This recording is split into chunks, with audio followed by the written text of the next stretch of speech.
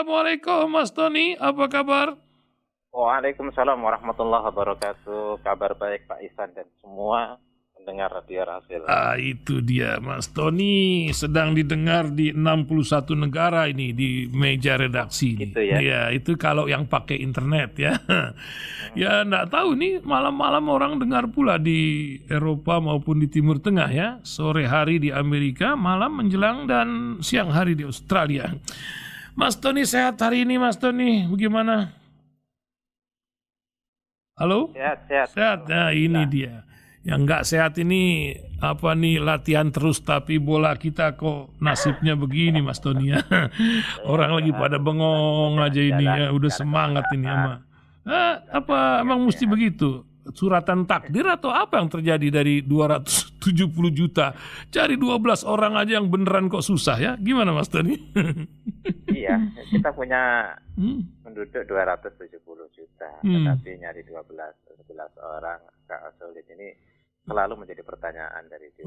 Begini Pak, saya kebetulan ini sebagai sebuah gambaran ya. Pelatih, apapun pelatih itu sebenarnya mentalnya sama. Makanya kalau kita lihat bola, yang gelisah, yang risau, yang marah, yang ketawa, kalau menang itu kan pelatih. Ekspresinya beda. Kalau pemain sekedarnya dan kemudian ekspresi sementara. Tapi kalau pelatih kalah, lihat kekalahan dari timnas misalnya, ketika mereka bermain sepak bola di tengah, ya seperti itu, tetap datar, ada rasa kecewa, tetapi ekspresinya tidak terlalu. Tapi pelatih coba lihat ekspresinya, sampai banting-banting segala. Kenapa? Yang lebih bahagia dan lebih tersiksa, lebih bahagia ketika menang, lebih tersiksa ketika kalah itu pelatih.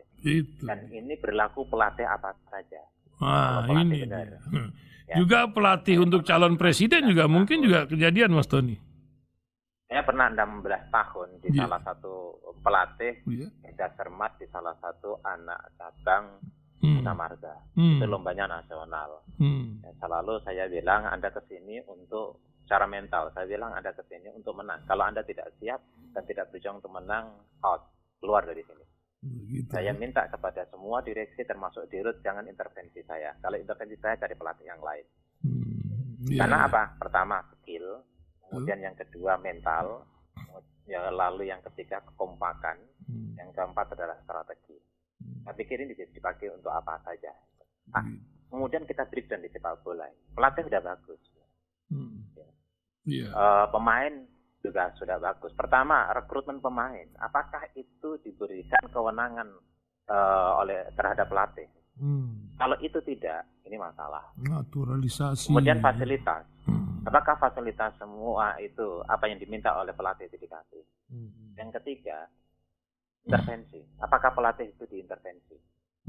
Kalau dari 3 kriteria ini, pelatih tidak memiliki betul-betul kemerdekaan, kebebasan, dari mulai rekrutmen, permintaan fasilitas, kemudian dengan segala ikutannya, maka akan sulit untuk menang. Indonesia itu calon-calon pemain sepak bola saya pikir nggak sedikit, sangat banyak sekali. Jadi ada orang yang direkrut, siapa yang merekrut? Kemudian ada orang yang dimajukan, siapa yang memajukan? Saya pernah diminta untuk memberikan masukan kepada Persija. Saya diundang oleh manajernya, saya suruh ngomong. Besoknya manajernya bilang belum pernah. Itu kebetulan pelatihnya pada saat itu dari Amerika Latin, Brazil. Manajernya bilang baru kali ini Pak Tony, manajernya mau dengerin suara Pak Tony. Kalau kita yang ngomong nggak didengerin itu pernah sampai segitu. Ya mungkin karena kita punya jiwa sedikit punya jiwa pelatih, punya pengalaman melatih meskipun di bidang yang lain. Ini menurut saya yang perlu tetapi seringkali intervensi dari organisasi atau dari pihak-pihak tertentu yang sehingga membuat pelatih itu tidak bebas. Ini akan menjadi sebuah masalah besar. Karena itu kalau kita bicara tentang Indonesia, dalam konteks ini jangan salahkan pemain, jangan salahkan pelatih, ya, tetapi cari faktor-faktor yang betul-betul itu mendasar yang kemudian membuat Indonesia seringkali kalah. Negara sebesar ini selayaknya masuk di dalam Piala Dunia, ikut di dalam Piala Dunia. Memang tidak kerja sebentar, perlu proses waktu yang cukup panjang. Tapi lagi-lagi pelatih perlu diberikan porsi yang mutlak untuk menentukan segalanya di luar manajerial. Nah, itu memang luar biasa. Ini urusan mencari 12 orang sudah pusing, tapi urusan mencari satu orang pemimpin negeri ini pun lebih pusing lagi. Ramai kemarin itu ulang tahun 50 PDIP, tapi tidak ada kejutan sepertinya ya. Yang terkejut adalah kok nggak diumumkan, ditunda ke 1 Juni. Sementara partai koalisi yang lain katanya Januari atau Februari ini menentukan dukungan untuk melebihi 20% itu, presidential threshold, sebuah lembaga yang paling unik dari negeri ini. Apa yang Mas Tony lihat dari peristiwa Pak Ibu Mega, ada Pak Jokowi, ada segudang pejabat datang, walaupun ada partai lain yang datang kemarin ya di Kemayoran itu. Bagaimana Mas Tony melihatnya? Sandiwara yang luar biasa dari cerita kemarin itu. Silakan Mas Tony. Iya, banyak hal yang bisa kita tafsirkan, namanya juga tafsir ya. Tetapi tentu saja dari berbagai indikator-indikator yang ada sebelum dan berproses sampai saat ini. Memang sebelumnya saya sempat mendengarkan atau mendengar informasi bahwa PDIP akan mengumumkan capresnya ini si A dan si B nanti tanggal 10. Saya coba cek beberapa sumber yang lebih otoritatif, ternyata tidak. Informasinya memang Juni.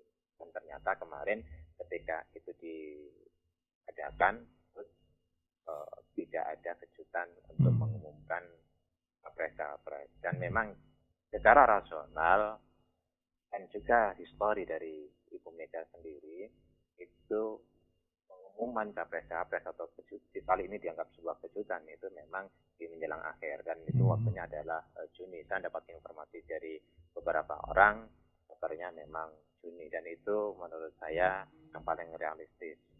Dan sekarang karena masih jauh. Begitu juga ketika ada capres yang lain, ya katakanlah ini juga dipertimbangkan. Kalau tidak ada sesuatu yang mendesak betul, mereka tidak akan mendeklarasikan siapapun calonnya dan siapapun partainya, mendeklarasikan calon tertentu. Kenapa? Karena itu akan mudah dibaca. Kecuali situasi darurat, misalnya kayak kemarin. Kenapa Nasdem buru-buru mendeklarasikan? Ya publik tahu lah ada situasi darurat yang harus pada saat itu dilakukan deklarasi meskipun hanya satu partai, dan meskipun juga partai koalisi belum deal di satu titik kesepakatan, tapi itu harus dideklarasikan. Ini situasi mendesak apa enggak bagi PKS atau bagi Demokrat untuk mendeklarasikan koalisi perubahan? Nah, kalau tidak ada sesuatu yang mendesak, saya pikir itu akan mundur. Jadi bukan berarti bahwa mereka tidak mendukung. Ini publik yang seringkali salah paham. Pemilu masih jauh. Deklarasi itu akan dihitung berbasis kepada apa keuntungan-keuntungan politik dan apa kerugian-kerugian politik. Kalau deklarasi kemudian itu justru menjadi common enemy, deklarasi itu justru menjadi membuka memaksimalisasi atau membuat koalisi yang lain itu solid dan bersatu untuk melawan, ini kan juga tidak menguntungkan juga. Jadi perlu juga dipahami. Ada ungkapan-ungkapan Ibu Mega dan Pak Jokowi pada saat kemarin yang ditunggu-tunggu deklarasi. Kalau saya tidak pernah mendukung deklarasi karena menurut saya hampir tidak mungkin kemarin itu akan deklarasi. Ibu Mega bilang bahwa ketika menceritakan beliau dengan sangat santai, menceritakan ada orang nanya siapa pemimpin masa depan, Bu Mega menjawabnya, ya Anda nggak melihat ada orang di depan Anda tanya seperti itu, kira-kira seperti itulah kesimpulannya, dengan enjoy-nya. Nah, itu sebenarnya bagian daripada relaksasi guyonan dan ketidakseriusan Ibu Mega menanggapi isu itu, karena Ibu Mega orangnya dalam konteks ini terukur ya, dalam konteks politik untuk mencalonkan siapa dan kapan itu biasanya terukur. Terus kemudian menjelaskan bahwa 2 periode saja, 2 kali saja, jangan terus. Ini juga sindiran kepada Pak Jokowi misalnya. Begitu juga kepada ketua DPC PDIP Solo, langsung ditetapkan namanya, jangan membuat kemusuhan dalam konteks berbeda terus. Dari sinyal ini nampaknya memang Ibu Mega tidak menghendaki Ganjar Pranowo. Dan biasanya kalau menghendaki itu ada sinyal-sinyal. Ya, walaupun situasi semuanya bisa berubah. Pak Jokowi juga memberikan komentar.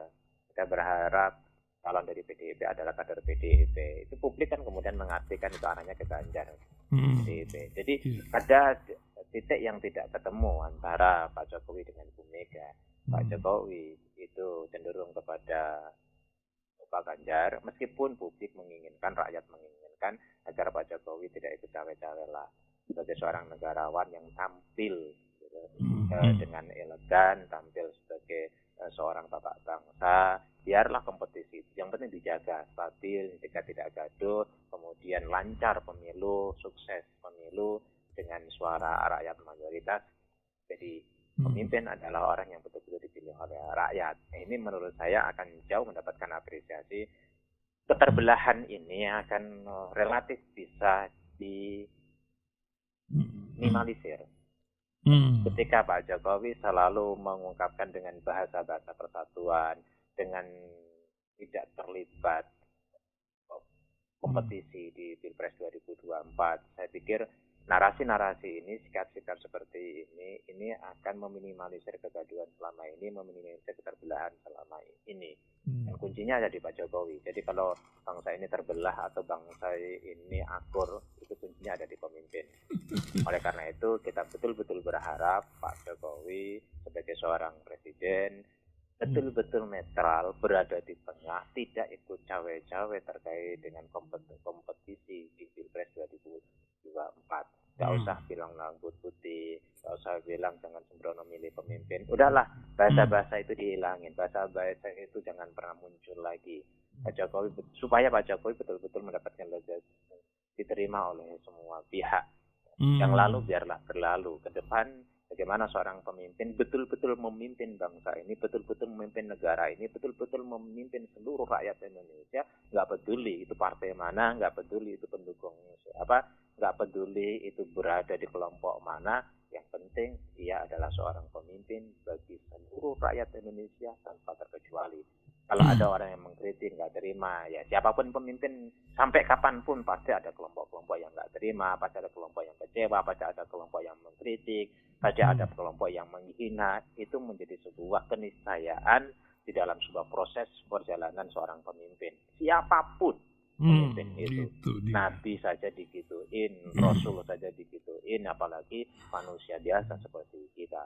Jadi harus dianggap sebagai satu keniscayaan, bukan hanya satu kewajaran, satu keniscayaan pasti itu terjadi, sehingga kita punya kelapangan dada untuk bisa menerima. Oh, saya jadi pemimpin, pasti akan ada kelompok yang menghina saya, akan ada tokoh yang menghina saya, itu pasti. Kalau saya nggak siap, ya saya jadi pemimpin.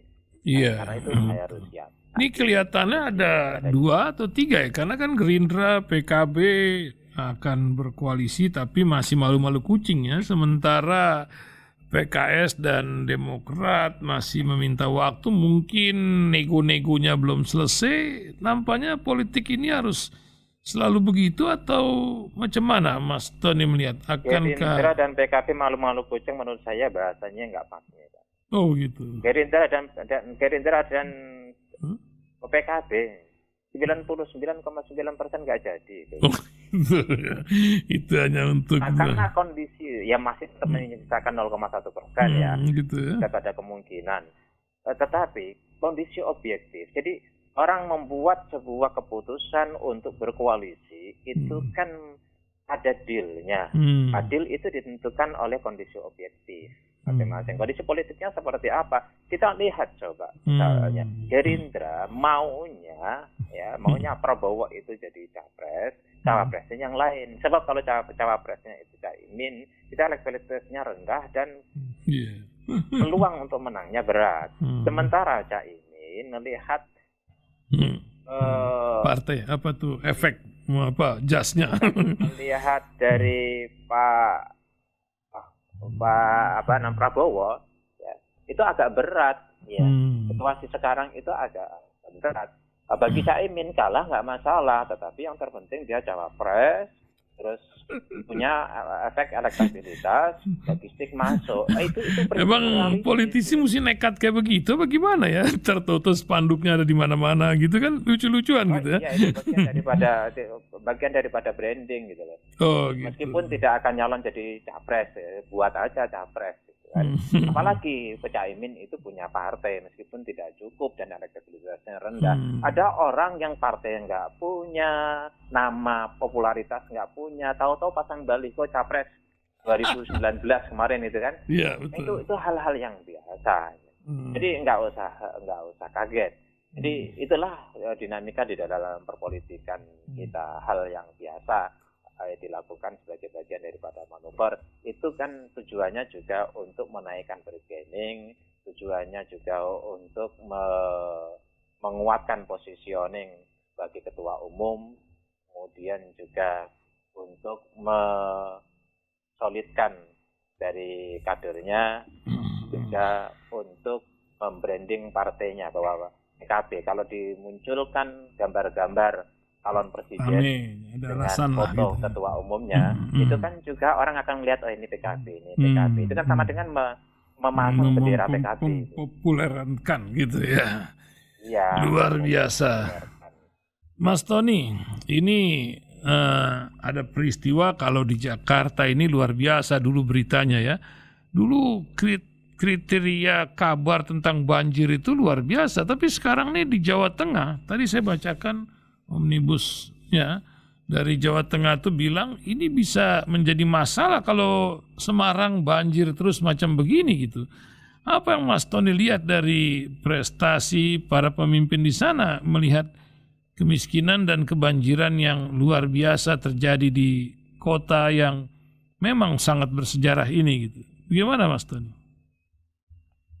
Iya, cerita tentang Ganjar Pranowo dan Erick Thohir itu mirip. Erick Thohir mencoba untuk membranding dirinya sebagai capres atau cawapres tidak melalui tugas dan pekerjaannya. BUMN satu sisi banyak masalah, tidak menunjukkan tanda-tanda kehebatan, kesuksesan, keberhasilan yang bisa diterima oleh persepsi publik, maka dengan sendirinya branding apapun di luar itu sulit, kecuali memang beliau ini bukan Menteri BUMN. Begitu juga Ganjar, branding dari sisi yang lain. Sebenarnya branding yang paling efektif itu adalah sesuai dengan posisinya. Ganjar sebagai gubernur Jawa Tengah, branding lah bahwa Jawa Tengah ekonominya bagus, pertumbuhan ekonominya bagus, tingkat kemiskinannya turun, infrastrukturnya semakin memadai, prestasi dan penghargaan untuk Jateng bagus. Itu akan jauh lebih efektif sebagaimana Anies. Anies branding hanya melalui dirinya sebagai seorang gubernur, jabatannya itu. Nah, siapapun, termasuk Ganjar, Erick Thohir atau menteri-menteri yang lain, branding itu mestinya melalui jabatan yang saat ini sedang diangkutnya. Kalau kemudian satu sisi Ganjar branding dengan cara-cara yang lain, lalu Jawa Tengah banjir, infrastruktur rusak di mana-mana, ada kasus Wadas beliau sebagai gubernurnya, tingkat kemiskinannya itu paling terparah di Pulau Jawa dan sebagainya. Ini akan kesulitan, mengalami kesulitan demi kesulitan. Mau di blow up seperti apapun, mau direkayasa seperti apapun, publik akan melihat, publik yang rasional ya, akan melihat seperti, dan publik rasional ini juga akan memberikan pengaruh terhadap publik yang emosional. Ini memang untuk satu ketika atau dalam jangka pendek bisa melakukan rekayasa branding, tetapi tidak untuk jangka panjang. Apalagi ini masih cukup lama, 1 tahun lagi kompetisi ini akan dimulai. Di lain pihak, Mas Tony, ada sebuah upaya sistematis yang sangat masif penghapusan rekam jejak Anies di Jakarta ya, mulai dari ikon, dari berbagai cerita lah, termasuk orang-orangnya yang nampaknya Januari pun makin dibersihkan lagi di sini. Apa yang Mas Tony lihat dari ikhtiar-ikhtiar sistematis? Apakah benar atau memang sebuah ini sosmed aja lah gitu, atau bagaimana sebenarnya Mas Tony? Ya kita lihat indikator-indikatornya. Seorang sekda yang belum lama itu saja diganti, terus kemudian dicarikan, dibuka untuk semuanya. Tidak ada penjelasan kesalahan sekda ini apa yang paling fatal sehingga dia diganti. Itu satu. Terus kemudian ada banyak hal lah yang kemudian dilakukan perubahan-perubahan, seperti menghilangkan jejak historis daripada gubernur sebelumnya. Menurut saya rakyat dirugikan dalam konteks ini. Rakyat yang selama ini menikmati sudahlah mestinya fokus, apalagi gubernur ini kan gubernur yang tidak dipilih oleh rakyat, tapi sebagai PJ yang ditunjuk oleh Menteri Dalam Negeri. Rekam jejaknya semua orang tahu, beliau adalah sekretaris di sana. Menurut saya data-data itu, fakta-fakta itu, indikator-indikator itu terbuka begitu lebar. Mau dibantah seperti apapun, susah untuk mempertahankan argumentasi itu. Karena rakyat itu melihat kecewaan demi kecewaan itu. Itu satu hal. Ya. Dalam konteks ini mestinya dilanjutkan. Maka apa yang pernah dilakukan oleh Anies, selama orang ini bisa satu visi, orang ini, pejabat ini bisa delivery terhadap tugas, pejabat ini masa tugasnya juga belum selesai, dan pejabat ini memang profesional bekerja, saya pikir bisa dilanjutkan. Tapi ini tidak. Itu yang begitu juga program-program, bukan hanya orang-orangnya, sejumlah program itu harus dihilangkan. Seperti taman di Tebet itu ditutup sama tembok itu. Nah, itu seolah-olah seperti menutup legasi Anies, di mana itu menjadi tempat kenyamanan bagi semua warga dan bisa dilihat, dan itu bagian daripada branding Anies. Ini luar biasa ya. Itu sulit memang untuk meyakinkan publik bahwa itu bukan bagian dari penghapusan jejak Anies. Sulit ya. Maksud saya sulit untuk meyakinkan publik kalau itu bukan bagian dari upaya untuk menghapuskan jejak Anies. Melihat latar belakang PJ Gubernur, kemudian sepak terjangnya dan seterusnya. Tetapi di sisi lain secara politik itu justru menjadi jejak yang lain bagi Anies. Yang semula tidak diingat, kemudian akan diingat. Ini keliru blending menurut saya kalau memang tujuannya untuk itu, untuk menutup. Bila perlu, ya Anies akan naik lagi suaranya makin tinggi kalau di Jakarta International Stadium itu dibongkar. Itu naik lagi secara politik Anies. Ya. Kan Bisa-bisa ini tanggal 21 dipakai itu, karena kan itu ada pertandingan dunia, Gelora Bung Karno dipakai buat tim, entah tim dari mana ya. Iya, kalau itu sampai dibuat makin ekstrim, makin bagus secara politik bagi Anies. Jadi akan heboh kalau sampai Jakarta International Stadium itu dibongkar karena itu bagian daripada jejak Anies. Kenapa? Kita akan lihat apakah nanti ketika itu menjadi kebanggaan warga Jakarta dan pada saat itu ada yel-yel tentang Anies, kemudian ada kebijakan baru lagi ya, kita akan lihat gitu. Menurut saya tidak cerdas, tidak smart kalau memang, ini catatan dan tanda kutip, kalau memang itu tujuannya untuk menghapus jejak histori dan legasi daripada Anies di DKI Jakarta. Ingat catatan Ustadz, Pak Mas Tony, jadi ingat catatan Pak Hakim waktu mengadili Sambo kemarin. Dia tuh keceletukan urusan kilometer 50. Nah ini kan menjadi sebuah kejujuran yang mendadak dari tim Sambo ini yang juga membereskan urusan kilometer 50. Apa yang Mas Tony lihat dari sini? 2 tersangka sudah beres. Apakah ini akan menjadi sebuah kasus besar yang menumpuk di negeri ini, atau harusnya bisa ini diselesaikan kalau mau, atau menjadi ini urusan akhirat nanti gitu? Gimana Mas Tony? Pertama, kasus Sambo ini atau kasus Brigadir J ini akan rumit terus-menerus karena melibatkan bukan orang-orang biasa, melibatkan orang-orang elit yang sama-sama kuat ada di dalam, sehingga masuk di dalam kompetisi atau persaingan internal di kepolisian. Kita kasihan sama institusi. Begitu banyak polisi-polisi yang baik, polisi-polisi yang berintegritas, polisi-polisi yang menjalankan tugas sesuai dengan amanah, polisi-polisi yang memang betul-betul bangga dengan kepolisiannya, dengan statusnya di dalam segala tugasnya, hidupnya sederhana dan seterusnya. Tetapi kemudian rusak gara-gara kasus ini, dan muncullah kasus-kasus berikutnya karena ada persaingan di internal kepolisian itu sendiri. Kita lihat di kasus yang sempat muncul tapi sekarang belum dituntaskan, menurut saya harus juga dituntaskan, yaitu tentang illegal mining di Kalimantan Timur. Kemudian muncul kasus-kasus yang lain, pada akhirnya satu dengan yang lain karena konflik di internal dibuka, saling membuka, saling menghajar, saling ini.